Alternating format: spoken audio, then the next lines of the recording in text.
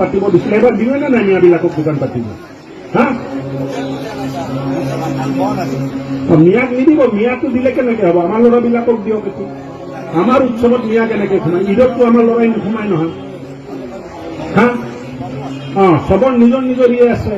আপোনাৰ নিজৰ খাদ্য আছে, আপোনাৰ নিজৰ পোচাক আছে, আপোনাৰ নিজৰ পৰম্পৰা আছে, তেওঁলোকৰ নিজৰ পৰম্পৰা আছে।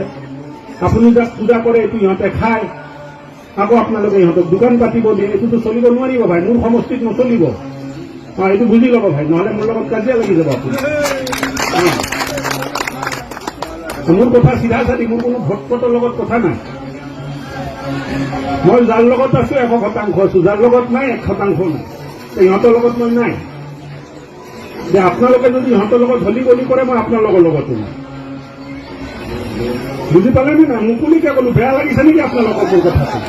না ভাল হৈছে নে বেয়া হৈছে? বাবা ভাল হৈছে নে বেয়া হৈছে? তহঁতে মোৰ লগত আছ নে নাই? হাত চাপৰি দিয়া নাই কৈছো, মানুহে মনত কষ্ট পাইছে নেকি?